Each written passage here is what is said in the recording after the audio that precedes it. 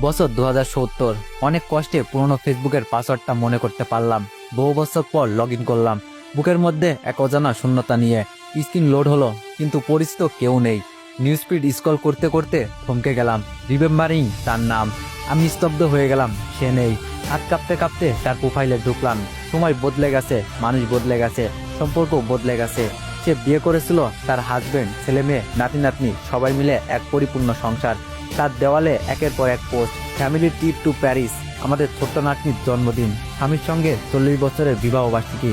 সে সুখে ছিল, আর আমারও নাতি নাতনি হয়েছে, আমিও পরিবার গড়েছি। কিন্তু একটা শূন্যতা আদর হয়ে গেছে, তা কেউ বুঝবে না। হঠাৎ আমার ছোট্ট নাতনি পাশে এসে দাঁড়ালো, স্ক্রিনে তাকিয়ে জিজ্ঞেস করলো, দাদু, এই আন্টিকে? আমি কিছুক্ষণ চুপ রইলাম, গলা শুকিয়ে এলো। একসময় যে আমার পৃথিবী ছিল, যাকে নিয়ে একসময় কত স্বপ্ন দেখেছিলাম, তাকে কি শুধুই একজন পুরনো পরিচিত বলে চালিয়ে দিব? আমার ঠোঁট কাঁপছিল, কিন্তু উত্তর দিতে হলো। সে একসময় খুব আপন ছিল, নাতনির চোখে কৌতূহল, কিন্তু আমি আর কিছু বললাম না। তার প্রোফাইলে নতুন একটি পোস্ট, ভালো থেকে ওপারে দিদুন, তোমাকে অনেক মিস করব। আমি স্তব্ধ হয়ে গেলাম। একদিন যে ছিল আমার হৃদয়ের একাংশ, আর সে শুধুই স্মৃতি। আকাশের দিকে তাকালাম, চোখের কোণ ভিজে এলো। আমি ফিসফিস করে বললাম, তবুও ভালোবাসা ছিল, রয়ে গেছে। শেষ মেসেজ, সে আমাকে 2.5 বছর আগে একটা মেসেজ করেছিল, কেমন আছেন আপনি? আশা করি ভালোই আছেন। আমার মনে হয় না আমি বেশি দিন বাঁচবো। মৃত্যুর আগে শেষ একটা কথা বলতে চাই। একটা সময় ছিল যখন আপনি আমার সবটা জুড়ে ছিলেন, কিন্তু আজ আপনি নেই। হাহাকার। আমি আপনাকে মন থেকে ভালোবাসতাম, তবে কখনো বলতে পারিনি। আচ্ছা, আপনি কি কখনো এক মুহূর্তের জন্য আমাকে ভালোবেসেছিলেন? আজ বড্ড আফসোস হয়। যদি 2.5 বছর আগে ফেসবুকটা মনে করে লগ ইন করতাম, তাহলে তার মেসেজে রিপ্লাই দিতে পারতাম। ভালোবাসতাম, বাসি, বাসবো। তুমি ছিলে আমার সবটুকু জুড়ে, কিন্তু কখনো বলা হয়নি যদি রিজেক্ট করে দিতে, যদি তোমায় দেখা না পাই। তার চেয়ে ভালো ছিল লুকিয়ে ভালোবেসে যাওয়া। কিন্তু আজ মেসেজ দিলে কিন্তু কেউ দেখার মতো নেই, শুধু থেকে গেছে একটা অপূর্ণ গল্প। বয়স 65 হয়ে গেছে, শরীরে জড়া ধরেছে, কিন্তু স্মৃতিতে এখনো সে তরুণী। সময় বদলে গেছে, কিন্তু অনুভূতিগুলো রয়ে গেছে ঠিক আগের মতো। নাতনির প্রশ্নের পর থেকে মনে হচ্ছে হারিয়ে যাওয়া দিনগুলো আবার চোখের সামনে ভেসে উঠেছে। 25 বছর আগের কথা। তখন আমি স্কুলে পড়তাম। একদিন কলেজে যেতে দেরি হয়ে গিয়েছিল, তাই দৌড়ে যাচ্ছিলাম। হঠাৎ করে ধাক্কা লাগলো এক মেয়ের সঙ্গে। সে রেগে গিয়ে চেঁচিয়ে উঠলো, তোমার চোখ নাই? আমি প্রথমে রেগে গিয়েছিলাম, কিন্তু যখন তার মুখের দিকে তাকালাম, তখন মনে হলো সময় থমকে গেছে। তার চোখে ছিল এক অদ্ভুত ঝলক, রাগের টকটকে লাল মুখ। আমি হেসে ফেললাম। আমি বললাম, তুমি কে? সে তাচ্ছিল্যের হাসি দিয়ে বলল, তুমি জানার কে? কিন্তু আমি সহজে ছেড়ে দেওয়ার পাত্র নই। আমি বললাম, তোমার নাম কি? বাবার নাম কি? কোন বংশের মেয়ে? সে বিরক্ত হয়ে আমার দিকে তাকালো এবং জোরে একটা থাপ্পড় মারলো। আমি বললাম, যাক, মানসম্মত হয়েছে। আসলে আমি কলেজে একটু মাফিয়া টাইপের ছিলাম, সবকিছুতেই আমার নাম থাকতো। আমি তাকে ডিরেক্টলি হৃদয়ে গেঁথে নিলাম। সে আমাকে থাপ্পড় মেরে নিজেও ভয় পেয়ে চলে গেল।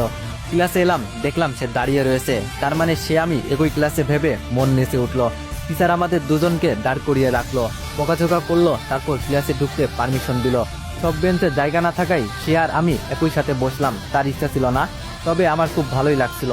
ক্লাসের ফাঁকে ফাঁকে তাকে আমি, এই মেয়ে, তুমি তো বললা না আমার প্রশ্নের উত্তর। সে কড়া গলায় বলল, আমি কাউকে উত্তর দিতে আসিনি। আমি আবারও বললাম, কি নাম তোমার? বাবার নাম কি? কোন বংশের মেয়ে? বাড়ি কোথায়? ভালোবাসো আমায়? সে আবার বলল, থাপ্পড় খেতে মন চাচ্ছে নাকি? আমি বললাম, না বাবা, জোরে মেরেছো। সে হেসে ফেলল। তার হাসি দেখে আমার মনে এক অদ্ভুত প্রশান্তি জাগলো। ধীরে ধীরে আমরা বন্ধু হয়ে গেলাম। বন্ধুত্ব থেকে ভালোবাসা, সেই শুরু।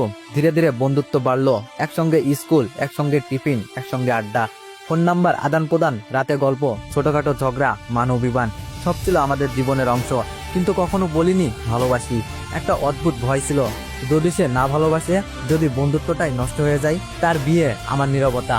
একদিন রাতে ফোন এলো, রিসিভ করতেই তার কাঁপা কাঁপা গলা, আমার বিয়ে ঠিক হয়েছে, তুমি কিছু বলতে চাও? আমি কি বলবো? যেই অনুভূতি 1 বছর চেপে রেখেছি, সেটা কি হুট করেই বলে দেওয়া যায়? আমি চুপ রইলাম। সে আবারও বলল, তুমি আসবে তো? আমি মাথা নাড়ালাম, যদিও সে দেখতে পাইনি। তারপর হাসি মুখে বললাম, অবশ্যই আসবো। সে বলল, আমার বিয়েতে তুমি হবে আমার প্রধান অতিথি। সেই দিন, বিয়ের দিন আমি গেলাম। তাকে দেখলাম লাল শাড়িতে, গলায় গয়না, মেহেদি হাতে। নিজ হাতে হলুদ মাখিয়ে দিলাম, নিজ কানে কবুল বলতে শুনলাম। কতবার ভেবেছি বলবো আমি ভালোবাসি তোমায়, কিন্তু কিছু বললাম না, শুধু তাকিয়ে দেখলাম। সে অন্য কারোর স্ত্রী হয়ে গেল। আমার হৃদয় চূর্ণ বিচ্ছিন্ন হয়ে গেল, কিন্তু হাসলাম, কারণ তার সুখটাই তো চেয়েছিলাম, তাই না? 25 বছর পর ফিরে দেখা। আজ এত বছর পর তার ফেসবুক প্রোফাইলে সেই অপ্রকাশিত ভালোবাসার চিহ্নগুলো দেখি। তার হাসি খুশি জীবন, তার সন্তান, তার নাতি নাতনি। আমিও সংসার গড়েছি, তবুও কোথাও যেন এক শূন্যতা রয়ে গেছে। হঠাৎ একদিন একটা পার্কে বসেছিলাম, বাতাসে গোধূলির আলো, পুরোনো দিনের মতোই। হঠাৎ সামনে তাকিয়ে দেখি একটা চেনা মুখ। সে চুলে পাক ধরেছে, মুখে বয়সের ছাপ, কিন্তু চোখগুলো ঠিক আগের মতোই উজ্জ্বল। সে আমায় দেখে থমকে গেল, আমিও চুপ। দীর্ঘ 25 বছর পর আমরা মুখোমুখি। সে হাসলো, আমি জিজ্ঞাসা করলাম, কেমন আছো? সে উত্তর দিল, ভালো। আর তুমি? আমি মৃদু হেসে বললাম, ভালো, কিন্তু কিছুটা অপূর্ণ। সে একটু থামলো, তারপর বলল, আমিও। আমি চমকে তাকালাম। আমাদের দুজনেরই চোখে পানি জমছিল। হয়তো ভালোবাসা কখনো মরে না, শুধু থেকে যায় অপূর্ণতা হয়ে। শেষ কথা, হয়তো জন্মের পরপরই আমরা লিখে ফেলি আমাদের গল্প, কিন্তু কিছু গল্পের শেষ লাইনটা অপূর্ণই রয়ে যায়। আর আমরা সারা জীবন সেই অপূর্ণ লাইনটাই খুঁজে বেড়াই, কিন্তু আজ সে নেই, রয়ে গেছে হাহাকার।